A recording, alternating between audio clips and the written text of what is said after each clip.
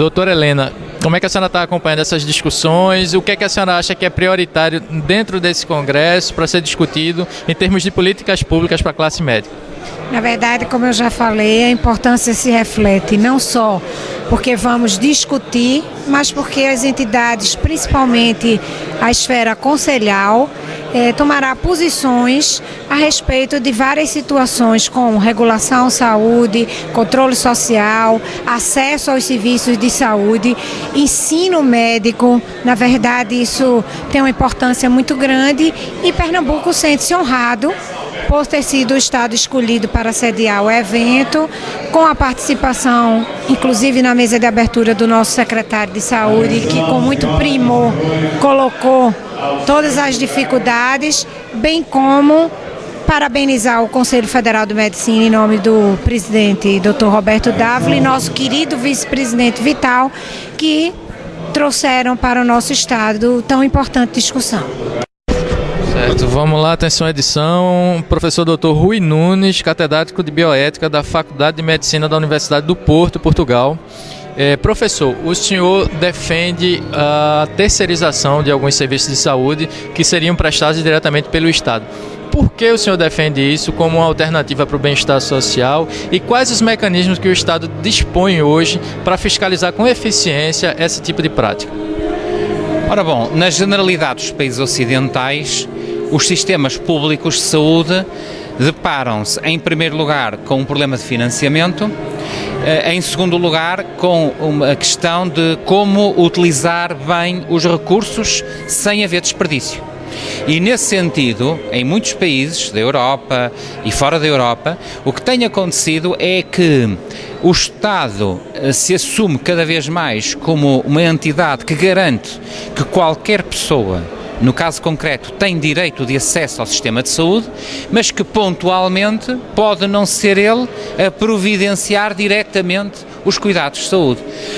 Agora, quais são as vantagens? As vantagens são que a introdução de operadores privados ou do setor social na prestação de cuidados de saúde pode levar a uma utilização mais racional dos recursos, ou seja, com menos desperdício. Portanto, a vantagem em princípio é esta. A desvantagem é que muitos destes operadores, portanto os tais que estão terceirizados, podem facilmente ultrapassar a linha, quer em termos da qualidade da prestação, quer em termos da equidade, ou seja, de tratar todos por igual. Portanto, só faz sentido falar-se de terceirização se o Estado, seja nacional, seja regional, de algum modo fiscalizar os operadores terceirizados, de modo a que os pacientes não sejam violados nos seus direitos fundamentais. Portanto, quando em todo o mundo se lançou esta perspectiva da terceirização, ao mesmo tempo reforçou-se o sistema de regulação, de controlo e de fiscalização, porque senão, por exemplo, não é difícil uma entidade privada que gera um hospital público deixar de fora os doentes que custam mais dinheiro. Não é? Porque deste modo eles ganham mais. Para evitar isto, tem que haver mecanismos de fiscalização que proíbam e que penalizem fortemente os hospitais que façam isto. O senhor entende que existe alguma área que deva ser exclusivamente pública? Que áreas são essas? Ora bom, as questões que devem ser essencialmente públicas têm a ver com esta nova filosofia política da saúde. Primeiro, a questão do financiamento. O financiamento deve ser sempre responsabilidade pública. Segundo, a tal fiscalização. Portanto, o controle e a supervisão do sistema como um todo deve ser sempre público. A prestação de cuidados pode ser ou não ser pública. Claro está que há áreas que, pela sua própria natureza, têm que ser públicas, até porque o setor privado não tem interesse nelas. Por exemplo, as doenças órfãs, ou alguns tratamentos de oncologia, ou outros que, efetivamente, não haja apetência que não seja o próprio Estado para providenciar esses cuidados.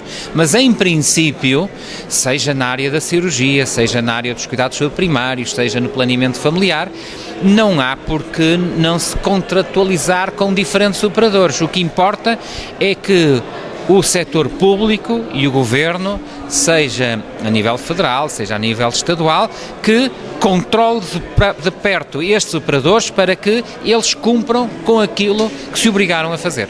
Doutor Silvio, esse encontro vem para debater políticas médicas. O que é que o senhor entende hoje que é urgente dentro para a categoria médica para ser discutido nesse encontro?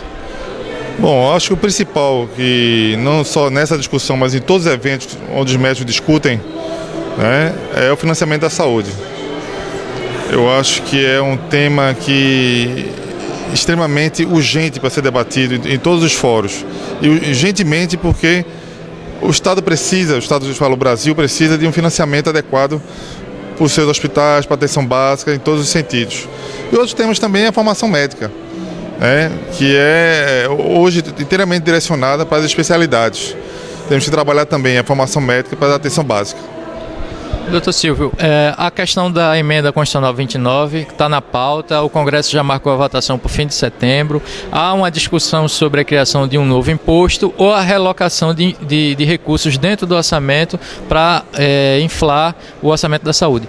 Como é que o senhor está vendo essa discussão? O senhor acha que nós precisamos de mais um imposto? O senhor acha que está precisando de gestão para redirecionar os recursos? O movimento médico, isso é um consenso das entidades, que não necessita mais de um imposto para financiar a saúde, né? O que precisa-se mesmo é relocar mais recursos, né, de um PIB que o país tem e direcioná-lo para a saúde. E fora isso também atuar de forma mais rápida na questão da gestão da saúde, né, de forma também mais agressiva na gestão da saúde.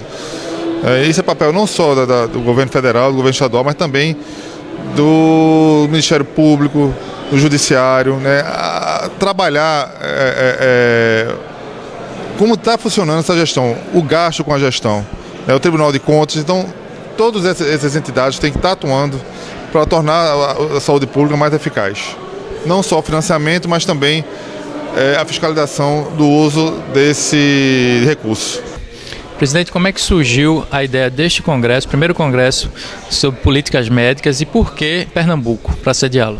Veja bem, nós fazemos de rotina 2 encontros nacionais dos conselhos de medicina por ano.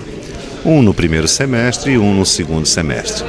E a maioria daqueles encontros eram encontros mais administrativos, era para tratarmos questões relacionadas ao funcionamento dos conselhos, buscando uma uniformização de procedimentos. Muito pouco de política médica, de políticas de saúde, da própria política nacional eram discutidos nesses eventos, até pela falta de espaço, já que eram mais urgentes as questões administrativas. Nós mudamos isso, então nós iniciamos agora um novo processo em que obrigatoriamente todo ano teremos pelo menos um congresso sobre políticas médicas, ou seja, relacionadas à atividade médicas, mas que necessitam de uma tomada de posição em relação a um determinado tema. Então essa é a nova orientação, todo ano teremos pelo menos um congresso de políticas médicas. Pernambuco porque, primeiro pela proximidade com o Carlos Vital, que é o primeiro vice-presidente, que prontamente sugeriu, e pela amizade, pela infraestrutura que o CREMEP tem, pela experiência do próprio CREMEP, em termos de responsabilidade social e em termos de uma discussão com a experiência da caravana, a experiência de um bom diálogo com o governo do Estado em relação às angústias, aos anseios dos médicos. Então, e também pela praia, pela possibilidade de trazermos as nossas famílias e desfrutarmos também, depois das discussões políticas, um pouco de lazer com os familiares. Então, Pernambuco tem todos os motivos para tornar um encontro frutífero, produtivo e também agradável do ponto de vista do lazer, que devem sempre acompanhar as nossas atividades profissionais. Eu estou muito feliz, penso que o evento começou muito bem. Tivemos a presença do chefe de gabinete do Ministério da Saúde, Dr. Mozart Salles, pernambucano, do próprio secretário estadual de Saúde, Dr. Antônio Carlos Figueira. Então, e as discussões que já se iniciaram sobre economia em saúde também estão sendo muito elogiadas. Nós temos uma discussão, pelo menos no início desse encontro, dois temas se destacaram, a emenda 29 e a questão da formação médica. A emenda 29 já tem uma data, pelo menos, pré-marcada da votação no plenário da Câmara. E há esse debate sobre a criação ou não de um novo imposto ou a relocação de imposto já dentro de recursos já dentro do orçamento para financiar, dar um aporte maior na saúde. Como é que o senhor está vendo essa discussão e qual é a posição do CFM sobre esse tema? O CFM já tem uma posição mantida de ser contra a criação de qualquer um novo imposto, pela experiência passada da CPMF, em que nós apoiamos integralmente o ministro, à época, Adib Jatene, e vimos que depois o dinheiro foi desviado para outras despesas que não da área da saúde. Tememos, por falta de confiabilidade, que aconteça o mesmo com esse novo imposto que a presidente insiste em dizer que precisa de financiamento e acha que a única maneira é através da criação desse imposto. Nós entendemos diferentes e entendemos que é um equívoco do governo, entendemos que a regulamentação da emenda constitucional 29 é o caminho para garantir, já que mais da metade dos estados colocam muito menos do que os 12% previstos na regulamentação. Tem estados colocando 4%, 5%. Tenho notícias que aqui em Pernambuco 18% que é o que o estado investe em saúde. Então, nós entendemos que esse é o caminho mais adequado. Nós temos a maior carga tributária do mundo e não é com mais um imposto. O importante é você combater o desperdício, combater fraudes e ter uma fonte de financiamento fixa, adequada, com a participação de municípios, estados e o governo federal.